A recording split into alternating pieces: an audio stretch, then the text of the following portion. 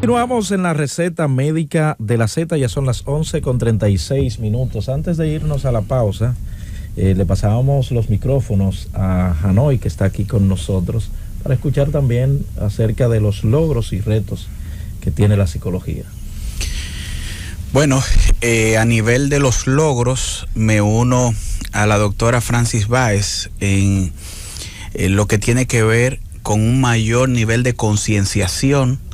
de parte de la población en relación a la importancia del tema de la salud mental, la integración de diferentes estamentos de la sociedad, desde comunicadores que están haciendo eco en relación a la importancia de este tema,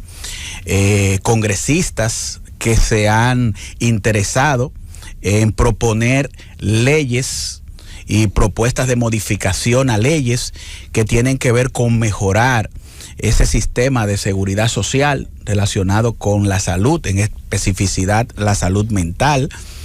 Las personas que al mismo tiempo también que padecen las afecciones mentales, verlos, ¿verdad? Como a Rafael Padilla, por ejemplo, que lo vimos en estos días en una actividad que tuvimos, este joven que salió por las redes desnudo en una plaza.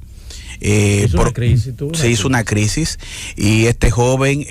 como una persona de la sociedad civil empoderada con el tema, ha empezado a hacer actividades, nosotros a respaldarle por la importancia que tiene salir de ese elemento de estigmatización y ver los problemas de salud mental vinculado a lo que es una patología cualquiera o relacionado con una patología cualquiera, porque tiene una etiología. Es decir, un origen,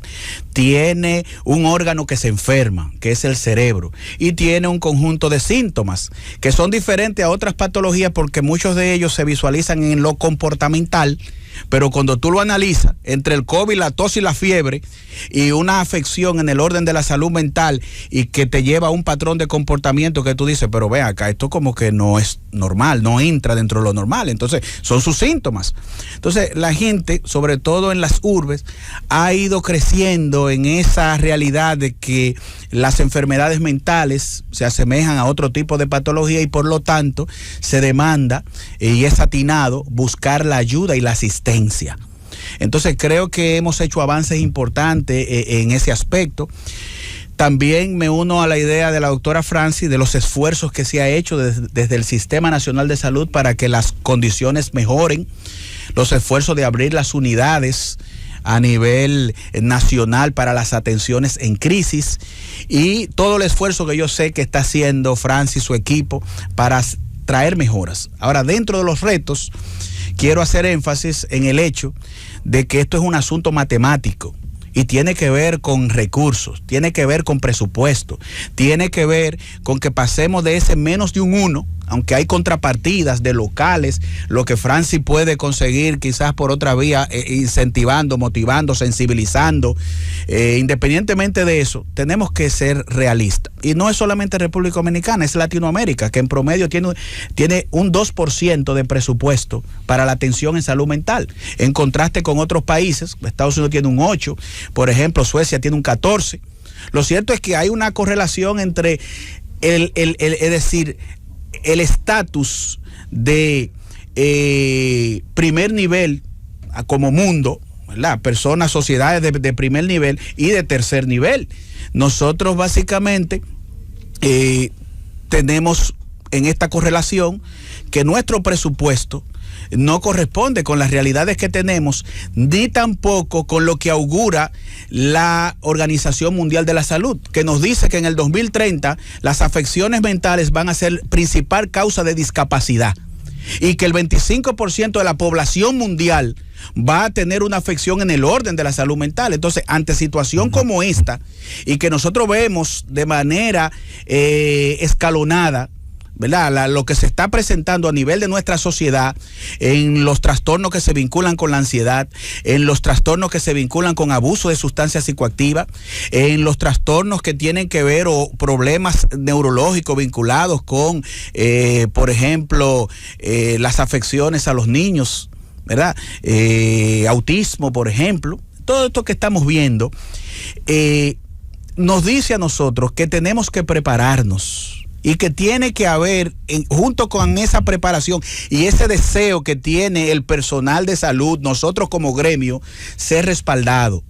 con una seguridad social que desde el mismo Congreso, es decir, los congresistas sean responsables y entender que con una seguridad social como la que tenemos, donde las ARS no dan una cobertura del sector privado al cerebro como órgano en su principal facultad, que es la de crearnos la conciencia de lo que somos, porque fuera de ahí, entre un animal simple y llano y un ser humano, no habría otra diferencia, sino la realidad de la dinámica mental, creándonos una conciencia de ser, la capacidad de aprender, de inventar, ¿verdad? De ser creativos, de saber quién me parió, cuál es mi mamá, cuáles son mis hijos, amar.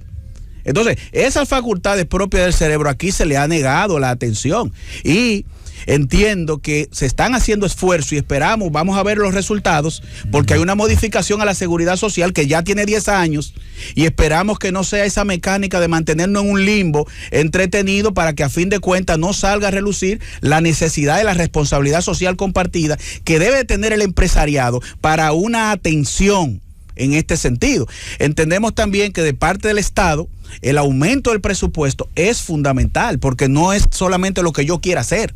sino lo que el presupuesto mismo me permite hacer. Y nosotros sabemos que un menos de un 1% no hace posible ejecutar cosas que van, bueno, tenemos la unidad de atención en crisis, pero tenemos una situación con pacientes que ameritan media y larga estadía, que no tienen arraigo familiar, que tú lo estabilizas y cuando tú vienes a preguntar ¿y a dónde lo mandamos? Tú no sabes, porque ni siquiera hay familia a veces que lo quieren acoger. Tú mandas a esa persona con esa realidad, ¿verdad? Esa situación psicosocial a la calle y te va a hacer una crisis dentro de poco. Porque lo que se debe trabajar en ya una estructura de media y larga estadía, de estabilizarlo más, de crear un programa de reinserción que haga posible que esa persona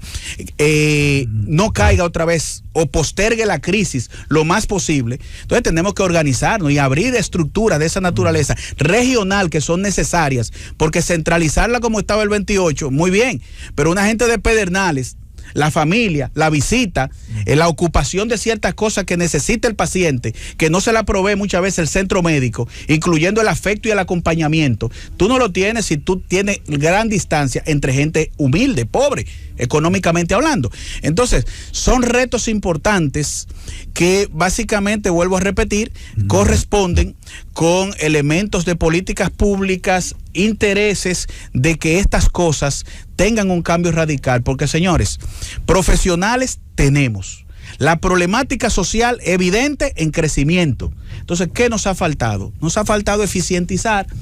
el servicio, diversificarlo, y para eso, más que los buenos deseos, tiene que ver con recurso económico. Y nosotros como Colegio Dominicano de Psicólogos nos preocupa este tema, estamos abanderados de este tema, estamos promoviendo y apoyando todas las iniciativas desde el Congreso e instando a los poderes del Estado que puedan aumentar sus esfuerzos en este sentido. Por ejemplo, alinearnos es un reto importante, es decir, yo como sociedad civil que dirijo centros de rehabilitación, aquel que tiene una casa de acogida para niños, es decir, cómo el Estado nos puede también agrupar y hacernos aliados para cubrir deficiencias que pudieran durarse décadas para poderla cubrir, porque tiene que ver con infraestructura, tiene que ver con personal, pero existen esos espacios. Lo único que tendría que buscar la forma de integrarnos, porque queremos trabajar unidos en ese sentido.